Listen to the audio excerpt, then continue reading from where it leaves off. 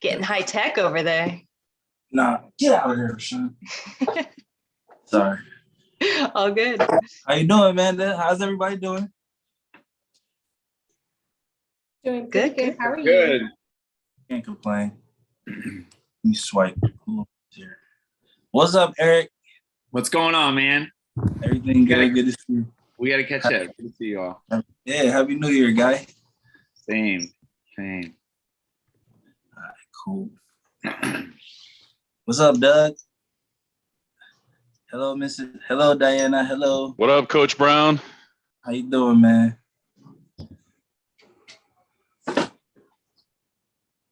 Hey guys, I'll be with you in 1 minute.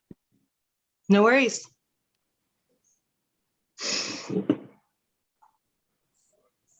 Hey, David, do you know if Eric was going to jump on? I know he was planning on it. Is he going to be able to make it tonight?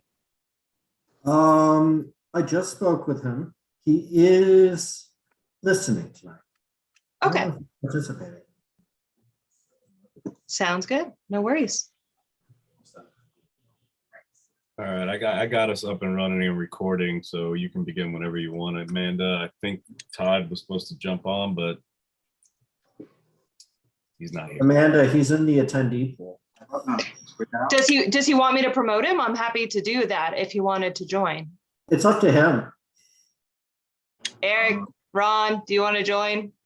I'll promote you to panel, or Russ will promote you to panelist if you want on. He's promoted. He's promoted. I let him talk if he wants. Eric, Ron, do you want to be part of the panel?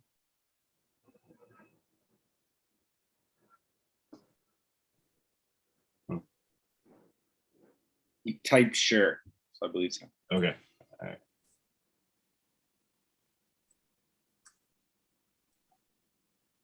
Here he comes.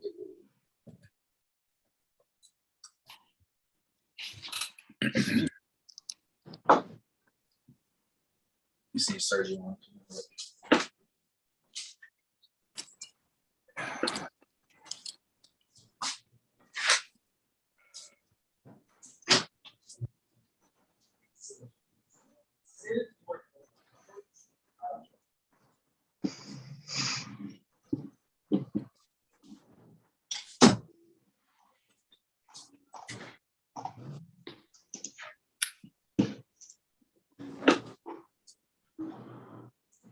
They still coming outside the window. It's like, not.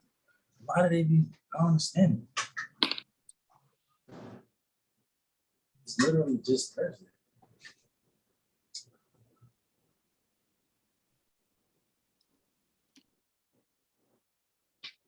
There he is. All right. Baby and all. Nice. Hey, baby.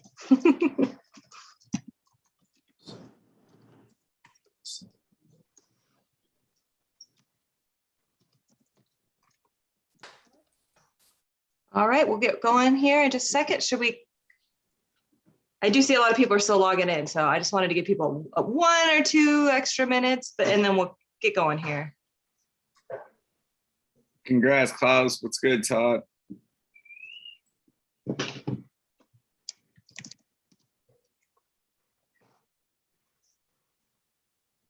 Oh, Amanda, Yes. I don't know who was at the last leadership meeting, but I just want to apologize to all you guys for not being there. I was in between traveling and things of that nature. No excuse, but I apologize for not being more consistent with the meetings. We will do better in 2022. Wonderful. I'll hold you to that. The next one is coming up at the beginning of February. So I'll send out a reminder email on that so everyone can get it on their calendar. Tim, Hey, don't Todd, do that. is that a newest member? Huh? Yeah. Tim, don't do that. You're making the rest of us look bad. I've never apologized for missing a meeting. They probably hate me by now. That is not professional advice, Todd. Rob pulled up to Zach's and made a big deal about it in public, so I had to apologize. Appreciated. All right. Well, we'll go ahead and get started. People are still trickling in, but I don't want to keep and delay the panel too much. Just so everybody knows, this panel is being recorded. There Okay, well, I'm an attorney, so I just have to give an attorney disclosure here.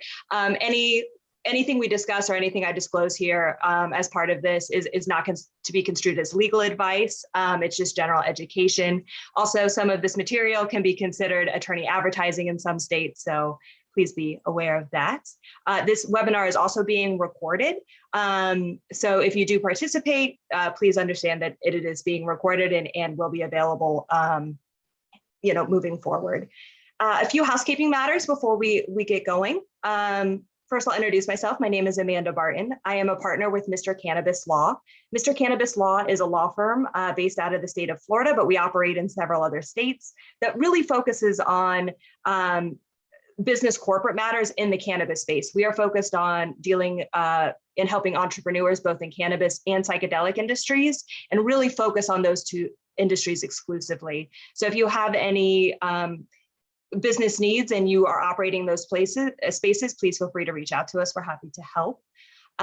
Some general housekeeping matters. We are having a conference because of COVID. Unfortunately, it did get moved. We do have a new date. It will be June 3rd and 4th, located at the Mono Wynwood Convention Center in Woodwood, Florida. Please come and join us. It's now that we have extra time to plan, it's even going to be more awesome than it was already going to be. We have a star-studded lineup of people that will be speaking. We're also going to have an expo and lots of different breakout events. So please put that on your calendar. Reach out if you have any questions about that. We're all very excited to be able to bring you that conference this year. I do want to thank our sponsors for tonight's event. Our sponsors tonight are Trulieve, Cannabist, and Boveda. So Trulieve and Cannabis are both multi-state cannabis operators. They have wonderful products that we actually have some representatives from both here tonight. So you're going to hear all more about their companies. And Boveda is a company that specializes in humidity products. As you know, in the state of Florida, humidity is not a friend to your cannabis. And they offer some great products to help you control the humidity with your products. So thank you very much, guys, for sponsoring tonight. We really appreciate it. We also have another event coming up next week. It's a topic that's near and dear to my heart and something that I find extremely interesting. Unfortunately, I can't participate because I will not be in town, but it's Delta 8, Delta 9, and all the Canna variants. What do you need to know? So that is shaping up to be an amazing panel. If you're interested, please sign up. We look forward to seeing you all at that event next week. We'll just get kind of right into it. So tonight, we're here to discuss and introduce our leadership board. We have an amazing leadership board. Not everybody is on this call. Just to save time, we do have an extensive board. So we do have some great representatives from our board to introduce to you tonight. And we're going to be giving you our predictions for what's ahead in the 2022 year in cannabis. I want to start off with my co-president. He's the president of the Miami chapter, Eric Stevens. He is with Florida for Care, which is a Florida nonprofit. It was founded in 2014, and they were really instrumental in helping pass Amendment 2 in Florida, which basically is what established our medical cannabis program here in the state. Eric, do you want to give a little brief introduction? Sure. What's happening, everybody? Thank you, Amanda. Thanks to the rest of the team. It's been a great couple of years that we've been doing this. Looking forward to continuing this again this year. I'm with Florida for Care, formerly United for Care. We put Amendment 2 on the ballot. We basically have been working for implementation. We had some litigation with the state. We've done some local, state, and business work. Any and all things as it relates to medical cannabis in Florida. And so I just got back from Tallahassee a couple of days ago, and I'll tell you a little bit later about some of the bills that are moving and the state elections later this year, et cetera, et cetera. But looking forward to chatting with you guys, and thanks again. Thank you so much for your work up in Tallahassee. We definitely need a spokesperson for the medical cannabis users here in the state. So I appreciate your efforts. Next, I want to introduce Klaus Alvaro. He is the Physician and Community Engagement Manager at Trulieve. As I mentioned, Trulieve is one of the medical marijuana providers here in the state of Florida, and is actually the biggest in the state, with 111 stores, I believe, open. Klaus, please introduce yourself and give us a little bit of background on you. Yes, for sure. Hey, Amanda, and hey, everybody. It's great to see a few familiar faces in here. I hope everybody's doing great. Yeah, so I'm Klaus. I'm the physician and community engagement manager for Trulieve here in Florida. I'm focused in Florida right now. Trulieve is the first fully licensed medical marijuana treatment center in the state of Florida. And currently, we are the largest provider in the state of Florida with 111 dispensaries open. 111 stores open in the state, but we're a little bit bigger than that. We're in 11 states combined. We have 159 dispensaries open as of January 4th of 2022, and we have a combined 3.5 million square feet of grow available at the moment. So that's a little bit of what we do. If you guys need anything regarding outreach for Trulieve here in Florida, I will be happy to help you. Amazing. That's an impressive amount of grow space. Next, I'd like to move on to Aisha Alves. She is the executive cannabis recruiter at FlowerHire. FlowerHire is one of the leading cannabis recruiting agencies, specifically for executives here in the cannabis industry. So they staff your C-level suites and above, really focused on niche positions. FlowerHire is definitely, if you're looking to get into the cannabis industry and you're an executive, FlowerHire is definitely somebody that you should reach out to. Aisha, take it away. Give us a little introduction. Thanks, Amanda. Hey, everyone. It's great to see you again. Thanks for the great introduction. I think that I'm, lucky to represent a brand that, the name speaks for itself, and a lot of people have been familiar with our work even before meeting any of our recruiters. So as Amanda said, I do work for FlowerHire. We are the premier talent search firm for the cannabis industry. Our main offices are in Los Angeles, but now with the growth, of course, of the market, we do have strategic presence in different markets. So I am down here in South Florida, and I oversee a lot of our account management and talent search for this region. I'm really looking forward to getting to a discussion with all of you guys and talking about what's coming up for us in 2022. Wonderful. And I forgot to mention Klaus and Aisha, they're both new to the board this year, along with Mr. Tim Brown, who I'll be introducing next. Tim Brown, or also known as Coach, is the founder of Treehouse Blends and Lipstick. Both of which are minority and family-owned businesses that specialize in the cannabis industry. Specifically, Treehouse Blends has CBD-infused teas and fruit juices, and Lipstick is a disposable, solvent-free, full-spectrum CBD vape pen. Tim, give us a little introduction about yourself, and welcome to the board. Thank you, Amanda, so much. A pleasure to be here. So Treehouse Blends and Lipstick, they're now owned by our holding company, which is Baron Braxton Holdings, and we were structured for capital raise purposes. Right now, we came to the market in Florida and gained a lot of steam with CBD. Of course, Delta 8 came into the picture and kind of cooled our steam down. But by then, we had established a lot of relationships through CLAB, through other consultants and business partners. And it's allowed us to now actually just secure fully vertical licensing and trademark in the state of California. So right now, we'll actually be able to go to market with the THC versions of what we already have in the market for CBD. So very excited to talk and meet with you guys, and very excited to discuss what the future is for cannabis. That's huge news. Congratulations, Tim. That's amazing. Thank you very much. Tim has come to many of our events and been nice enough to provide the CBD juice beverages at those events, and they're very tasty, and I can't wait to see what you bring with the full line. So fabulous. I'm super excited for you. You deserve it. Thank you so much.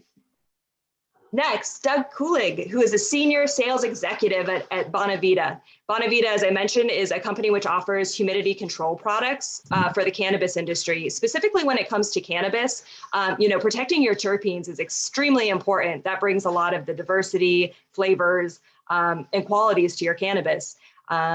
So it's an amazing product, which we definitely need with the high humidities here in Florida. Doug, give us a brief introduction. Hey, Amanda, thank you very much. Boveda, Bonavita, however you want to say it, we are the leaders in two-way humidity control. I am Doug, senior sales executive, like Amanda said, for Boveda. We specialize in two-way humidity control and work with cannabis, hemp, licensed and traditional market growers throughout the country. I guess I want to give a little brief on myself because not many of you know me out there. New to the board, like Amanda said, here at CLAB. I've been in cannabis for albeit about 5 years and really started this journey in 2016. Was out in California, big tech with my then girlfriend, now wife, and weed went legal for recreational use. And I looked at it and I said, I think I want to take a chance and get out of this big tech game and jump into the legal weed game. Started working for a wholesaler about 3 months later, biggest one in the game, called Green Lane. Went from there to another closer to the plant touching company called Packcase, which does premium pre-roll packaging for pre-rolls, clearly. And then recently, about a year and a half ago, joined the Boveda family. So yeah, that's a little bit about Boveda and Doug. Thank you very much. My deepest apologies on the mispronunciation. Thank you for setting me straight. Well, thank you for that great introduction. Next is Diana San Miguel. She is the co-founder and creative director of CannaCurious magazine.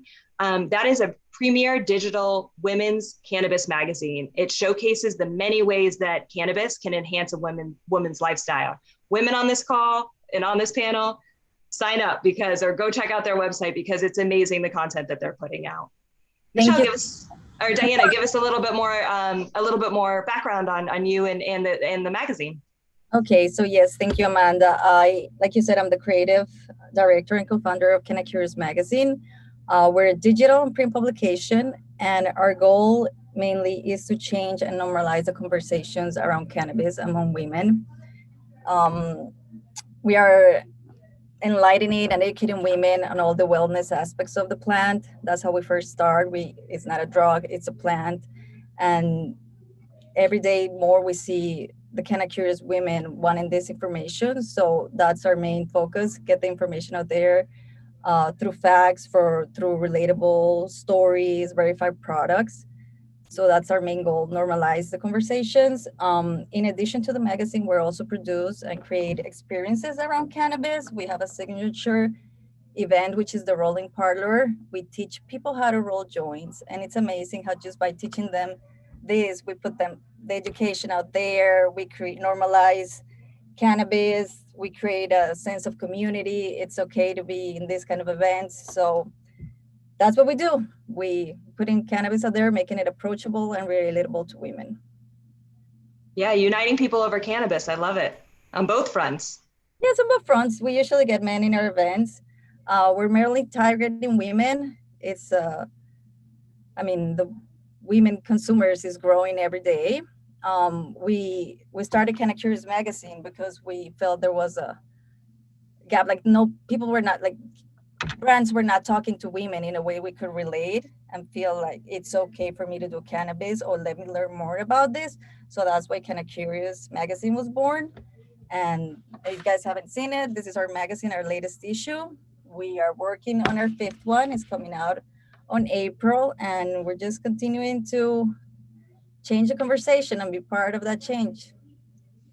Amazing. Thank you for joining and joining the board. Welcome as well. We're very excited. I'm very excited. So yeah, somebody commented it's a beautiful magazine cover, and I have to agree. That is whoever very wants beautiful. Just leave their address. We can mail it, and follow us at CannaCurious Mag on Instagram. And yeah.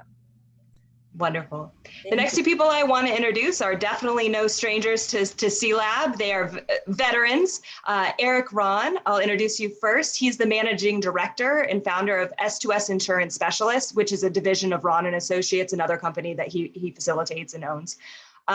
So S2S Insurance Specialists is specific as to the cannabis and psychedelic industries. It's an international insurance intermediary and brokerage firm that really focus specifically on the difficult to insure businesses. Anybody in the cannabis space, knows that you have so much trouble with banking and insurance. So Eric Ron is extremely versed in this industry and knowledgeable. And is a great first call to help you, with all your insurance needs. Eric, give us a brief introduction. Hello, everybody. Amanda, you did a great sales pitch, and I use that as. So, Eric Ron, I am involved in cannabis for about the last 8 years. very active on the national level at the National Cannabis Industries Association. I do a lot of work lobbying and also representing Florida to a wider community outside of CLAB. A lot of my clients are all over the country, so there's an opportunity to bring in, new topics, new subjects, and look at things not just from Florida's point of view, but also nationally where cannabis is going and what we can expect to see in the coming year.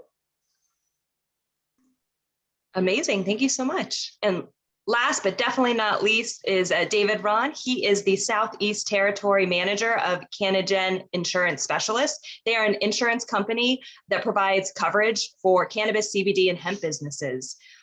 David, give us a little introduction about yourself. He is also a veteran and has been around at CLAB for many years supporting us.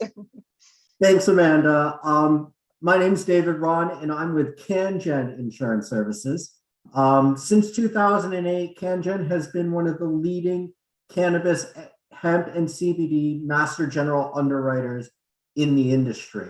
What that means is I like to work with people like my father, Eric, and other insurance professionals all throughout the Southeast in providing them the appropriate products and services to go out there and target those cannabis, hemp, and CBD clients and provide them with the insurance products that they need in this industry. What really sets us apart is that we have a comprehensive product suite with the availability to accommodate anybody who does operate in those industries at any level. We write in all 50 states, and we also are backed by A-rated carriers. So we're one of the best in the business. And like it says in Farmers, we know a little because we know a lot because we've seen a lot. So that's where we set ourselves apart. Amazing. Thank you so much. Just because I don't want to play favoritism here, I'm actually going to work backwards. I would love to hear all y'all's predictions for the 2022 year ahead. Specifically, what do you expect to see in the cannabis industry? David Ron, I'll kick it off with you. And actually, before we get going, I forgot to mention at the beginning of our webinar, if you have questions, please feel free to drop them in the Q&A section or the chat section found at the bottom of your screen. We will try to answer them in real time. If we skip over your question, don't worry. I will save a few minutes at the end to address any questions you may have. And for you panelists, I'd love to make this more of an interaction and a discussion amongst us. So if you want to weigh in on anything that any of the other panelists are saying, feel free to please interject. Let's make this a fun discussion. And actually, we have one more person to introduce.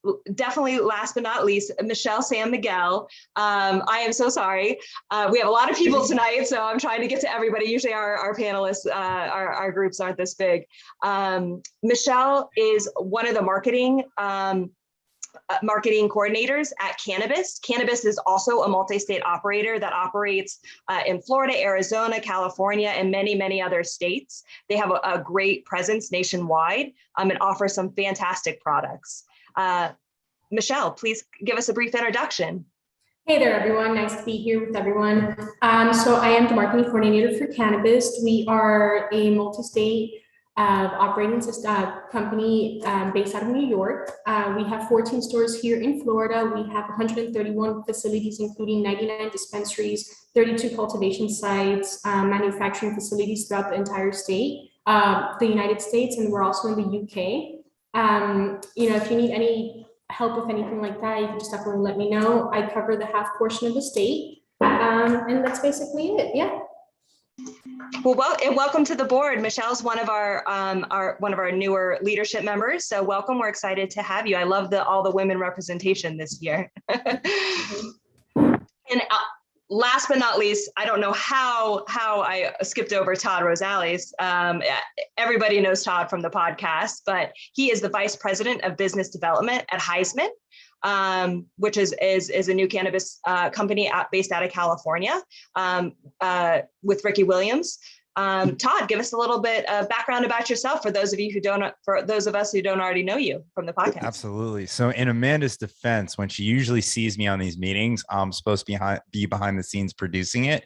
So she probably didn't realize I was actually part of this panel. So as Amanda said, I'm Todd Rosales. I've been in the cannabis space for 3 to 4 years at this point. I joined CLAB early on, and it's been an absolutely amazing group for me. So anybody who's new to this organization, new to this leadership team, if you put what you put into CLAB, you get out of it. If you put enough in, you're going to get a lot out of it. So, I mean, just to kind of give my success story here, and then I'll talk about Heisman for a quick second. You know, I had no job when I came to CLAB. Rob was nice enough to actually, and I probably shouldn't advertise this, let me into my first meeting for free and didn't charge me the $50. So oh, guys, hold on a second. You okay? Todd's got Sorry young about ones. that.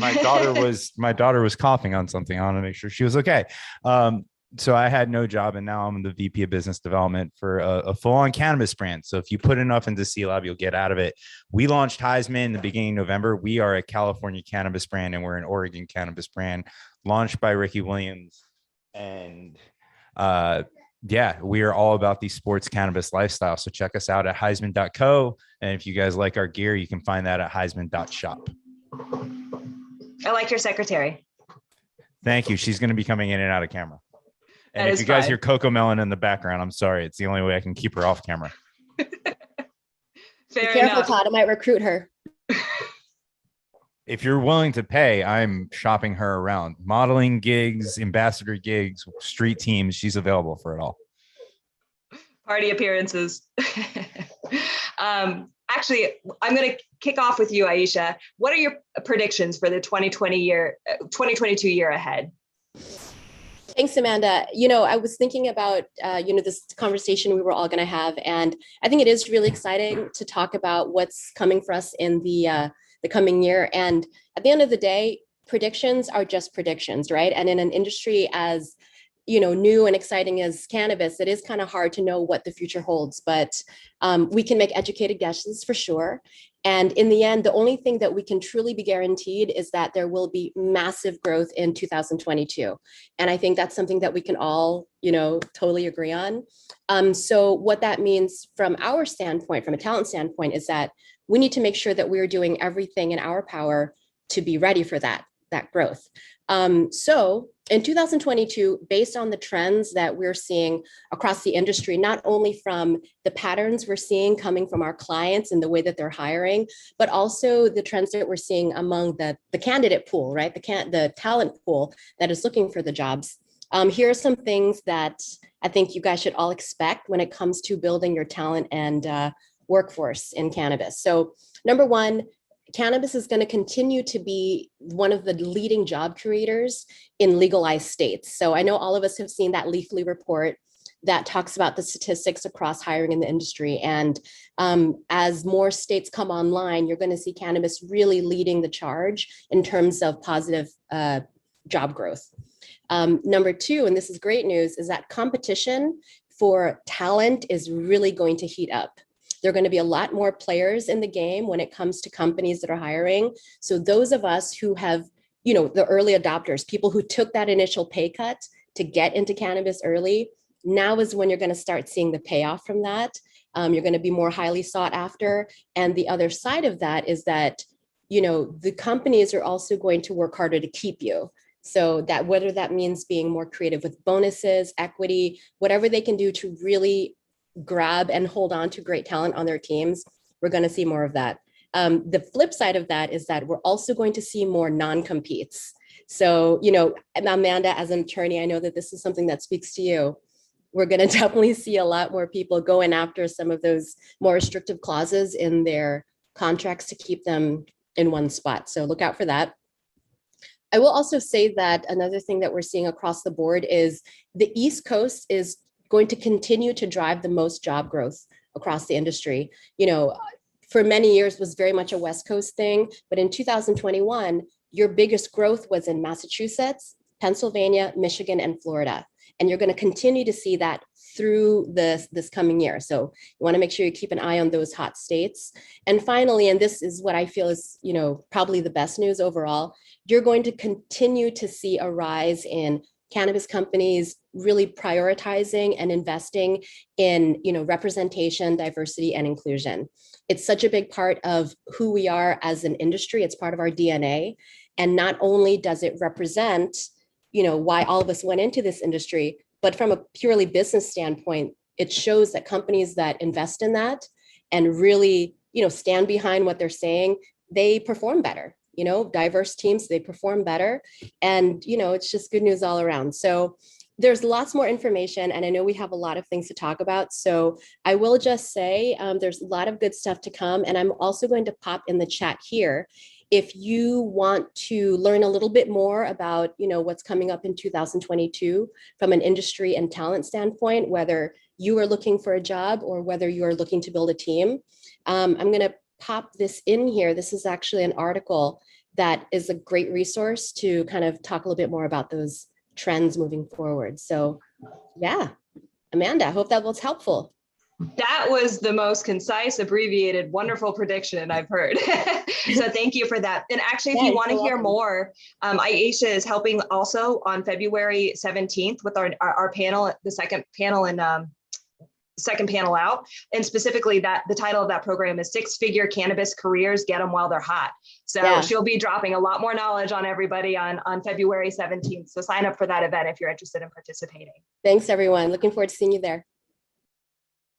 David, going back to you, what are your predictions for 2022 in the insurance industry? So my predictions for 2022, I see two things. First of all, now that companies are really growing in this industry and attracting a lot of outside investments, outside investors are really going to be interested in looking at companies that have proper management liability insurance. That means either directors and officers insurance or employment practices liability. And I'm sure Eric can speak to this as well, is that companies with D&O insurance look more profitable to outside investors. The next thing that I see that's going on in 2022 is probably more clearer and hopefully more favorable policy language towards novel cannabinoids like Delta 8 and Delta 10.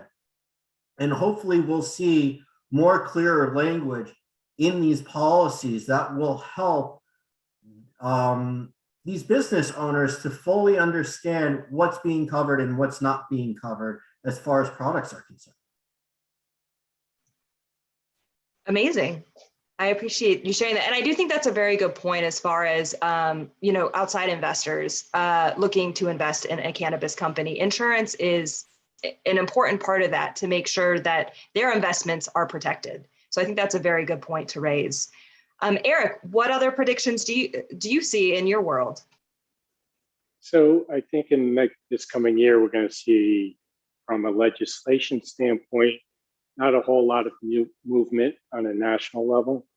The Safe Banking Act probably is the first thing that's going to get passed. And that's probably going to end up getting tagged on some other piece of legislation. But I think we're going to start seeing some movement.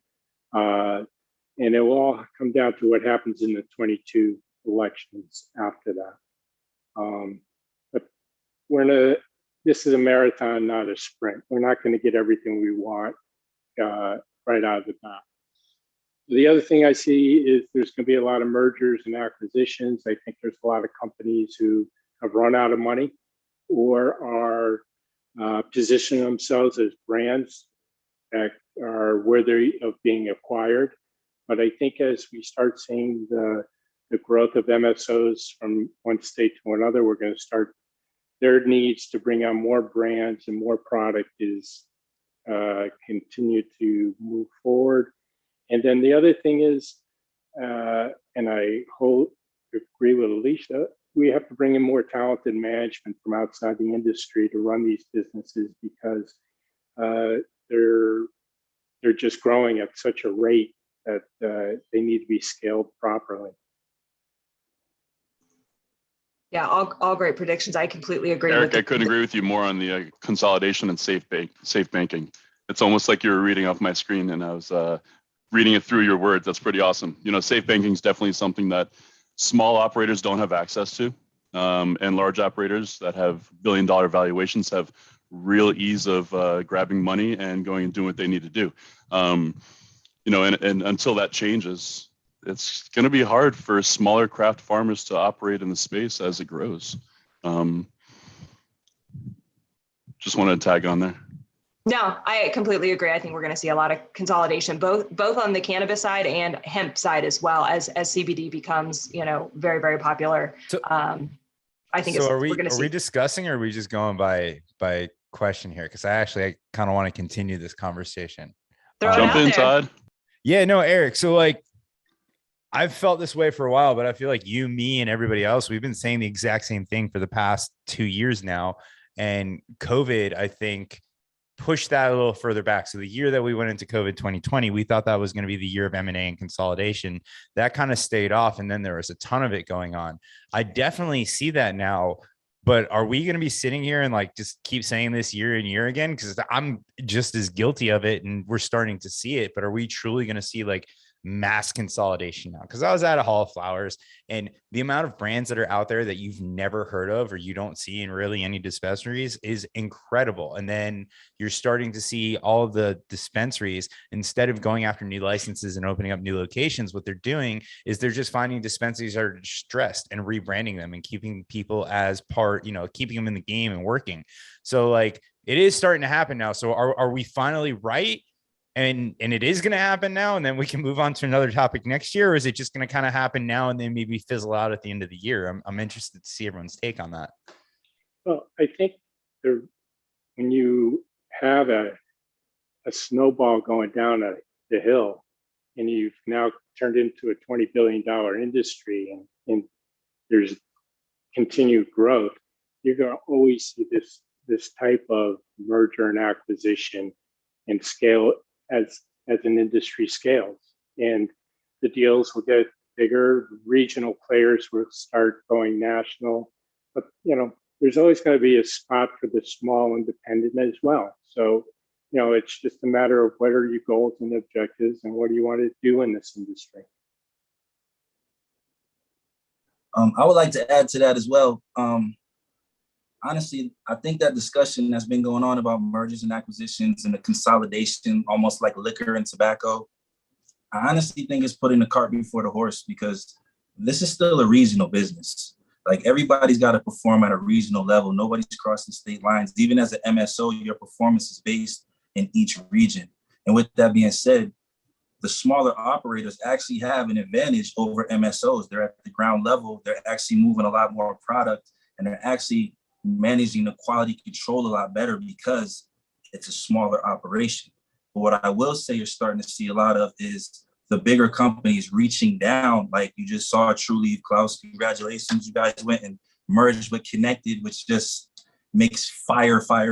You just saw Wiz Khalifa do a deal with Cresco Labs. I think what's starting to happen is the assumption that this is going to go like bigger industries. 2 years into it, they're seeing that it's really not going like that, and they're going to have to reach down and deal with the people that are actually profitable. Yeah, wonderful discussion. I agree. It is so hard, as you know, we've heard on multiple panels where we've had multi-state operators. The operations itself, like operating in multiple states, it takes an army because it's so specific to every state. And like, goodness, you can't have the same marketing campaigns in every state just because of the different regulations or packaging. Huge issue. You would think it'd be simple to find one package that could be used in all your states. Not true.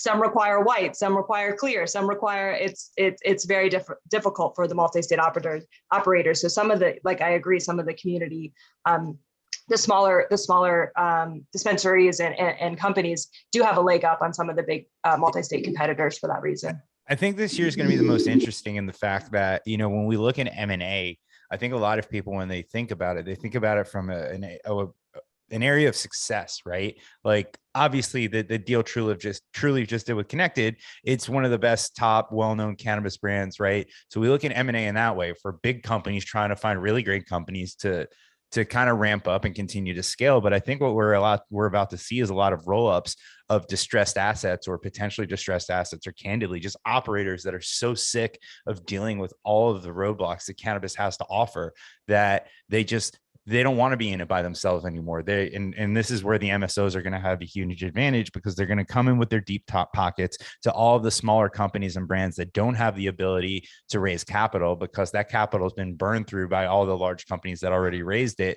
And they're going to buy some of these assets distressed. They'll probably buy 51% and keep those people operating. So it'll be really interesting to see how many people are willing to stick it out and continue to weather the storm of 35% taxes in California versus the ones that are ready to kind of throw their hands up in the air, do a deal, get their earn out, and just work for another company. It's going to be very curious to see how that pans out over this year.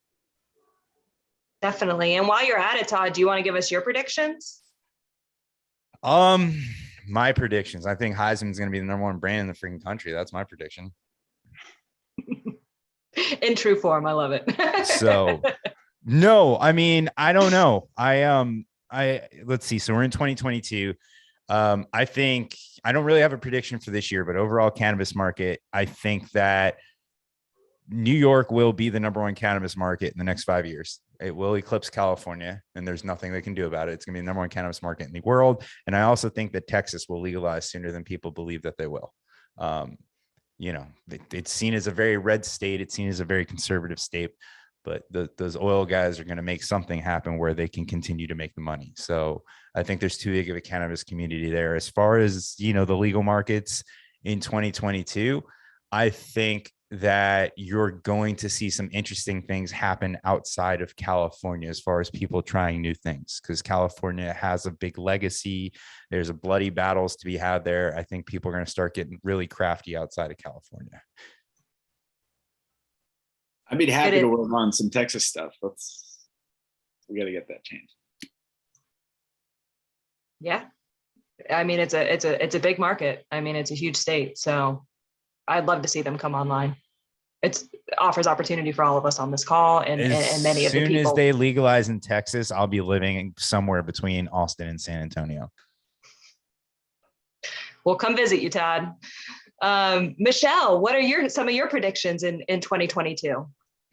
Definitely big. Definitely think, with all the companies coming into Florida, it's going to be a big explosion this year. As far as cannabis, product development's huge. We went from 30 SKUs last year to 150 this year. So definitely product development is definitely in our future this year. We did partner up with Mike Tyson. So we are hopeful to bring that Tyson line into Florida. Just how the state of Florida is, with the regulations and the the OMMUR, it's going to take a few steps for us to actually get his brand down here, but definitely some brand recognition from the West Coast and stuff like that. Hopefully with COVID and everything, we'll be doing more events and more in-person, interactions and stuff like that. And just basically that, just looking hopeful for just a regular year this year, just with bigger growth and just brand recognition throughout the year. That's incredible. I did not know you more than tripled, almost quadrupled your product line. That's fantastic. So, it's insane. Yeah. Not that you work in that market, but I do want to say that I was quite pleasantly surprised to see that the nicest store in downtown San Francisco, was a Columbia Care store. That's awesome. Yeah. The West Coast stores are definitely beautiful. The Arizona, if you ever are in Arizona, the Tampa store is beautiful. It's just a beautiful store all around on the West Coast. So hopefully we reflect that down here in Florida. Yeah, no, Project Cannabis. And if anybody ever gets the opportunity to go in San Francisco, it's called Project Cannabis. And literally they just hand you a basket like you're at a farmer's market and they say, go have fun. It's one of the greatest stores. Beautiful outside. It's like all black, like very unique looking outside. Yeah.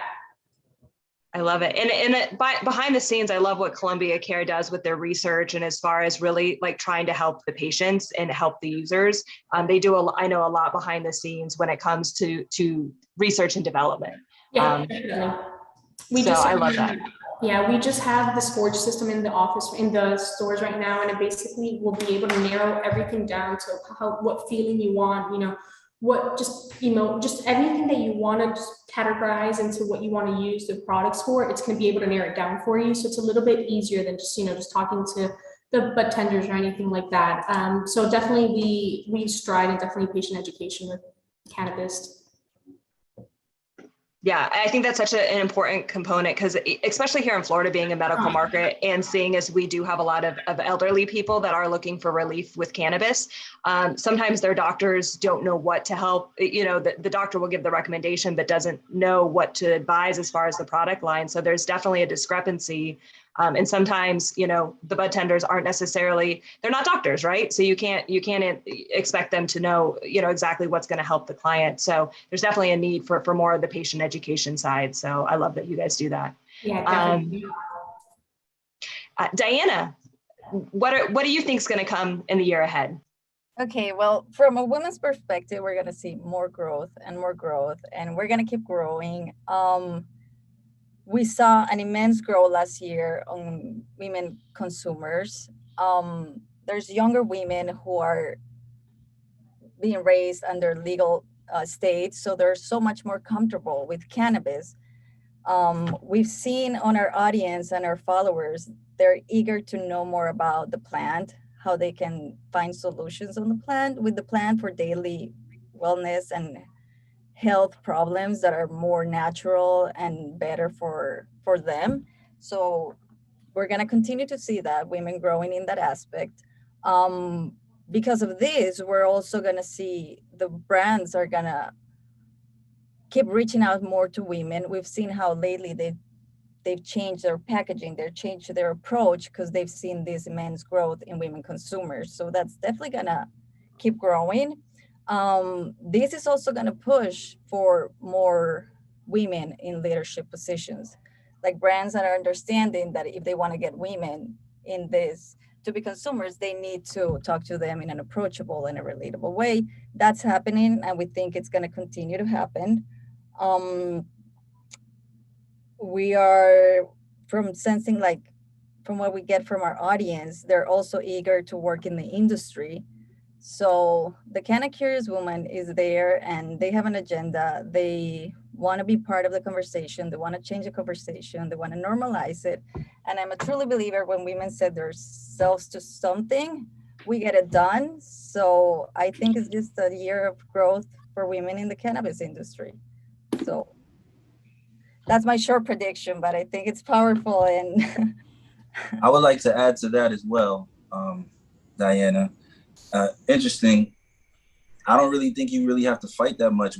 This business was actually built on women customers when we actually pulled the back end over the 4 years of who our target market was, who was actually spending the most money consistently. It was women between the ages of 22 and 40 years old, mostly moms, mostly career driven. And another thing that falls in line with what you're saying, the name of your magazine is CannaCurious. And in our deck, when we do a study, investors are really big on, okay, you got your customer now, who's your next customer? And that's actually the term we use for the next customer, the CannaCurious, the people who aren't the pothead, the people who want to enjoy the benefits, but really don't want it to be broadcast. And this is where we are into the beverages and the inhalants, and things are not so combustible and smelling like weed. So just to add to that, I think that you guys are a lot further along than people say, because this business was absolutely built off of women. I can honestly tell you that. We are, but there's this huge stigma around it, and we need to continue. That's where the shift is going to happen. So if we normalize the conversations, if we make it approachable, if we make it relatable, and it's okay for me to say I'm a mom, I'm a business owner, and yes, and I use cannabis, we can continue to see that growth. So yes, it's not hard, but the stigma is huge. And I think women in cannabis right now, they're having a strong momentum, and we're going to keep going and we're going to keep pushing, and we want to be part of this change. And we don't just see it here, we see it globally. There's just everywhere we see women fighting for being able to grow in your house. I mean, we see it in South America, we see it in other countries where they're just trying to make it, legalize it for wellness aspects for. So we are the decision makers when and especially when it comes to health care in our households. So if we can get women to re-educate them and understand how they can solve much better than opioids and all these other drugs, we can definitely have an impact on legal consumers, female consumers. So it's not hard, but the stigma is there, and we got to keep pushing to change it. Yeah. And normalize it. I agree. And I don't want to cut you short. I would like to ask Aisha, have you seen, I'm trying to be cognizant of time, but I do want to ask very quickly, have you seen that you're placing more women in the executive roles, or what have you seen from the actual like the hiring side? It's a yes and no. I feel like we're definitely seeing a lot of outreach from women who are saying that they are looking to make the pivot into cannabis because they don't see a clear path for themselves in their current industries. They're looking at that expansive growth and really kind of being drawn. I will say that across the board, we can do better, not only from a gender equality standpoint, but also from a, diversity inclusion from a racial standpoint. There's still a lot of work to be done. And that's why it's good that we're having these conversations, like all of us want more women in the industry, but we have to make a real effort to make sure that they're being seen and they're being given the opportunities that they deserve. So yeah, thanks for asking. I think we should definitely have a panel on this, especially maybe around International Women's Day or something, but I'd love to continue this conversation later. We are running out of time though, so I do want to get to everybody, but let's do a panel on this because I think it's a great topic. Sorry. No, you're all good. Doug, let's pivot to you. What do you see in your world happening over the next year? I mean, I kind of shared it earlier about consolidation and safe banking, really. I could elaborate on a little bit more, but it's really just about getting funds to smaller craft operators and being able to operate in a space that they can compete, right? I'm going to jump in and help my friend Doug out here because I think Boveda is going to have the best packaging in the industry in 2022 because I know they're working on something super cool that I don't know if he's allowed to share or not, but I know that Boveda is going to change the packaging game. Damn, Todd Rosales dropping bombs over here. So I'm good at spilling secrets. You know what? I'm going to save that for the podcast. I was about to say, you might be in trouble. We're going to do that on Elevate Your Grind. All right, Todd? Right now, we're going to save that for later. Can't talk about that right now. Nice. But Boveda does have some really cool stuff coming out for 2022 and beyond. Some really cool packaging that is going to change the game. And that's from the Selfish Boveda plug standpoint. Thanks, Todd. Yeah. Hey, Doug, I'm going to reach out and I want to actually give a thank you to Boveda. Boveda actually got involved with us back during our constitutional amendment times. Great guy named Charlie Rutherford, one of my favorite human beings. But anyways, I'm starting to like you a lot too, but Charlie's got a couple of years on you at this point, but some great products, especially in humid Florida, right? I mean, of all the places for it to make sense, here. And so I look forward to following up more with you on any and all of that. Amanda, are you good with me giving a couple updates on? Sure, take it away. Predictions, etc. Yeah. Do it. So I mean, I agree with most of the rest of you on, I think, a lot of the general trends outside of Florida. And so I'll try and stick to that because that's kind of more of where I've been focused. And then I'll relate a little bit to the national scene.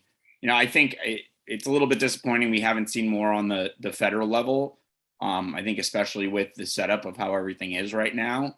And whether that's with the criminal justice promises that were made or the progress that could be made from banking and some of those other things. I think that's been disappointing and I hope we can see some more happen as it relates to that. On Florida, it's a statewide election year, both for the governor and most of our elected officials. So they've started their legislative their 60 days of lawmaking early. And so that's going on right now. We just finished up week 2. I got back last night, so I apologize for not being on our prep call. But there's a variety of bills. Most of the bills that get filed in Tallahassee, I'd say, I don't know what the exact number is, and I wish I did right now, but I'd say 95% of them don't get passed. you have to get your bills into committee. They need to move. You only have 60 days. And so, you know, there's a variety of bills that are kind of up right now. There's only 2 that are matching that relate to cannabis. Some have some hemp rules in them. Both of them have some telemedicine opportunities for recertifications, which aren't allowed still. I'm hoping that the legislature will do something on that, because if they don't, those went away in July and they won't be back until at least July of 2023. And, you know, we got a bunch of elderly, terminal, and disabled people that are in the system. The average age is over 50. I mean, I just don't understand how they think it's okay to not allow something like that to continue. And it was the governor's order. And so I think there's been a lot of bipartisan support of that, and we're going to see kind of where that moves forward. What I did think was pretty interesting this week is they had a discussion on a bill that would basically make it impossible to put anything into a constitutional amendment in Florida in the future. And so that would preclude a lot of things that many of you may consider or want to come up. And so I would pay attention to that resolution as it moves. It's, you know, it basically would limit, you know, there was a variety of things that have been put on the ballot recently, whether that was restoration of rights or Everglades stuff or wage related things, or if you want adult use or anything else that you may want. I think that's something that's being, I mean, they've already made it 60%. They have a bill every year to possibly make it 66%. They made a bunch of rules last year to make it harder. But I think that is really the one way when the legislature does not move and fails that you're able to do things. So I just wanted to put that on people's radar to keep a, you know, an eye out for. But you know, I would, if you are able to, go to floridaforcare.org/find your legislators, and you can find who yours are, request that they co-sponsor. You know, it's House Bill 333 by Jared Williamson, or Senate Bill 164. I think those are the easiest with the fewest committees. And then to be against this other bill, which is a little bit harder to locate within the actual Florida lawmaking, but it's a joint resolution 1127, and there's a very similar bill that has nothing to do with this. But if you want any more information, I can let you know on that. But we'll see where that goes. Hopefully that's going to die and go nowhere. But you know, those are kind of some of the things that are being discussed right now as far as the state goes. And I hope we see some forward movement on that, and some criminal justice reform, expungement, parole, all that kind of stuff. Thank you for the summary on what's going on in Tallahassee right now. That was very informative. I appreciate it. I can't, you know, reiterate the importance of what Eric just said. Reach out to your local legislators and representatives. Have your voice heard in Tallahassee. If you are able to be more proactive, feel free to reach out to Eric. Go up to Tallahassee, go attend meetings, have your voice heard. You know, that is very much an important fight here in the state of Florida. Tim, we're running out of time, so I'm going to try to move quick. Tim, what are some of your predictions? Thanks a lot. I'll be quick. More than a prediction, I think from my perspective, because we actually have to touch and sell and work and grind within the laws and legislations in multiple states, I get to see a lot. I'm on the ground a lot. I do a lot of market research, just walking in the stores, dealing with creating a company that is attractive to investors has taught me a lot as well. And what I'm seeing is I predict, or I feel that there's going to be a lot bigger push to bring the legacy and what they call the corporate side together. This used to be something that I always, you know, I felt like this is the only way every blueprint that you see works in this industry. The two sides have a perfect symposium together. And it's going to take that, because the definition of talent in cannabis is subjective, right? If you look at your average CEO in cannabis, if you just go on their LinkedIn, they're switching companies every year and a half. And that's because talent is subjective when you're talking about moving CPG of cannabis off of shelves. You can't take a guy who worked for Big O Tires and put him into a market somewhere and expect for him to perform. So at the end of the day, I think you're going to see the bottom line of the bigger companies forcing them to actually go out. It's kind of like being owning an NFL team and you don't have scouts at the lower levels. Like, it just doesn't make any sense. It's kind of, it's kind of audacious. Like, and I think from my perspective, coming from the legacy side, right, I think you're going to see, like someone said before, a lot of these brands are running out of money, which is going to force them to actually learn what it takes to attract a corporate entity to get in business with you, because you can't just say, hey, I know more about bud than you. I've been doing it for 20 years. I'm at the ground level. Nobody really wants to hear that. They're going to want to know, what's your corporate structure like with the banking? You know, the big thing about the banking, if you just look at big corporations, again, all they do is structure a holding company, put the brands under it, you go open bank accounts in the holding company and everything falls under it. So this is just a learning curve and an education that I think both sides are coming to a realization. Everybody wants to make money. Everybody wants to be in the game and have success. And I think people not making money and then the race to the bottom with flower is causing everybody to, okay, hold on, who really knows what they're talking about? And hold up, who really knows how to run a company? So I think you're going to see a lot more of the two coming together in the next year. I agree, absolutely.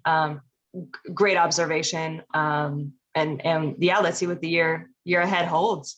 Last but not least, Klaus, what do you see both for Trulieve and just for the market in general? You saving the best for last? You know it. I usually, it's my first meeting here with you guys, even though I've been with CLAB or been joining CLAB for many years. I'm the type of guy that I like to sit back and just listen in, and this has been a great conversation. So I'm sorry I haven't opened up or shared too much. I'll try to keep it light. I've been in the industry. I didn't brief myself, but I've been in the cannabis industry here in Florida since 2016. I saw Amendment 2 pass. I started working with one of the largest group of clinics in Florida, and we started giving away cards. We started seeing patients and mailing paperwork and waiting for 3 months for patients to get their cards. So I've seen a lot of changes here in Florida, and I've seen the evolution of this market. It's been almost 6 years now, and everybody says, there's a lot of growth. It's going to explode, this and that. I mean, the cannabis industry exploded many years ago. Now who we have in here is really people that have written, we wrote it out. We've been patient enough. You mentioned something about taking pay cuts. We all took the pay cut a long time ago.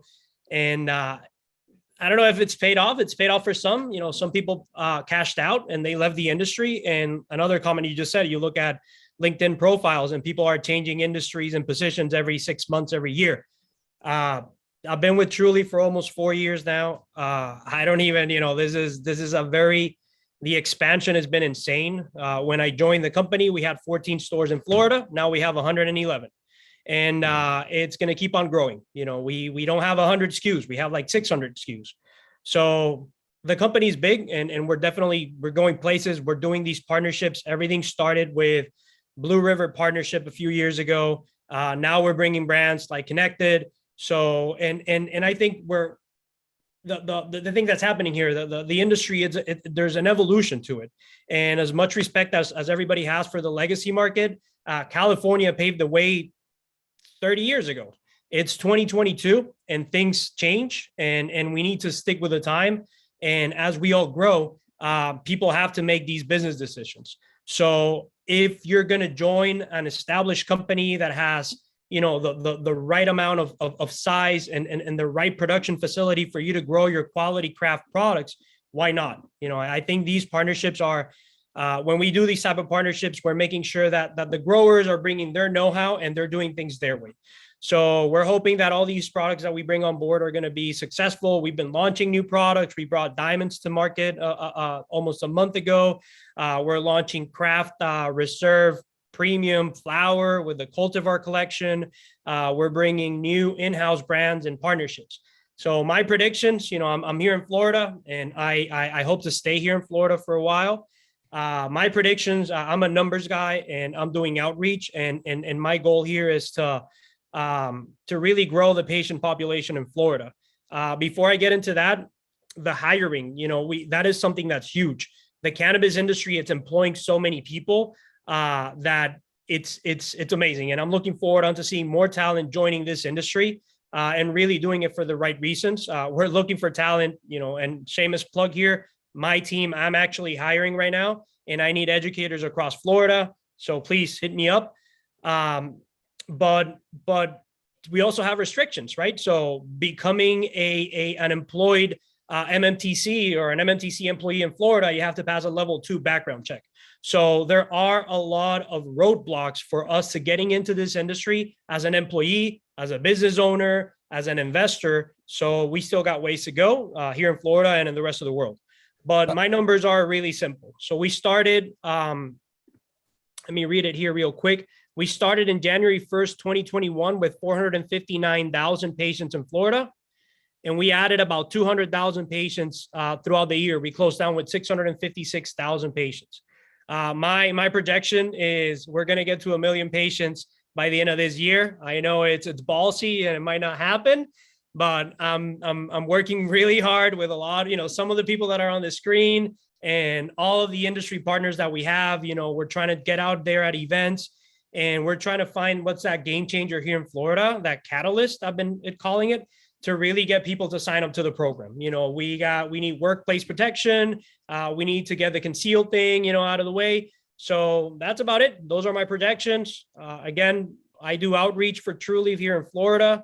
So if anybody has any, sponsorship opportunities or anything like that, or anybody want to join my team for outreach, let me know. Thank you for the opportunity and great conversation. Klaus, I actually have a question for you, if you don't mind. It might be in the hearts and mind of everybody in this chat. I think a lot of us can say we're all pumped for Connected to come to Florida, right? Like, I mean, I know myself, Tim, we're California cannabis guys and converted. And I just make the joke that weed is like pizza. It's the best in California. You don't realize it until you go there and try it again. But we're excited for Connected, given the massive footprint that Trulieve has. Like, how available is that going to be at stores? Just, you guys have a bazillion and 0.27 stores, and obviously a lot of product goes out the door. So I'm just curious to know, like, are we going to have a hard time finding Connected and Alien Labs on the shelves for the original future? And again, that's not a bad thing. It's popular. It's going to sell. No. So, I mean, the industry has exploded, and there's so many patients right now that you're not servicing a small craft or a small batch of people. So 20, 30 years ago, you could grow your craft product. You could service, 500 clients, 1,000. We're talking about almost 700,000 patients here in Florida. So that is going to be a challenge. That's a great question. I don't know exactly the amount of growth space that they're going to get. But I foresee when we start doing these releases, they're going to be more on the limited side. And we start we work out some sort of process where we can get people to pretty much pre-secure their orders. But yeah, it is going to be limited, unfortunately. And with time, we start scaling it up where we can service the whole patient population in Florida. It's a great question, but it's one of the challenges that we live with. And, it is a growing industry. We've been a company that, believe it or not, we've only been open, active, and operating for 5 years. So it's not like we came in and we knew all the rules to the game. You live and you learn and you grow every day. So that's a challenge that we live with. I'll give you an update once I have some info, and I'll send you the press release so you can read the whole thing. Thank you, Todd. Can you send me the press samples for Connected? Yeah, send the press samples, brother. Over here too, please. And I'll make sure they're fresh. I do have a podcast, so just saying.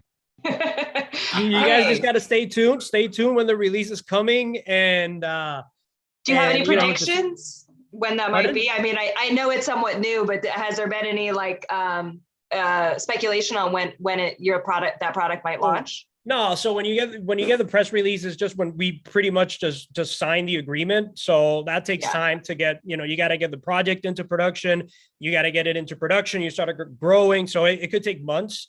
I honestly don't have a date right now, but I'll make sure to bring some updates. And then, whenever we're going to release, if you guys are aware or you're in the know, look out for me. Maybe I can help you. I'll try.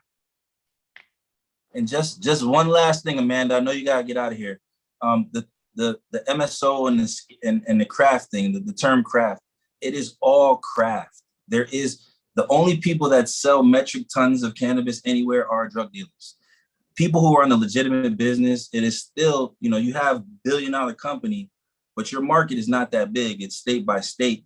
And just to use, again, not to keep using California, because I don't really get the stats for Florida that often, but there's 722 retail stores in California.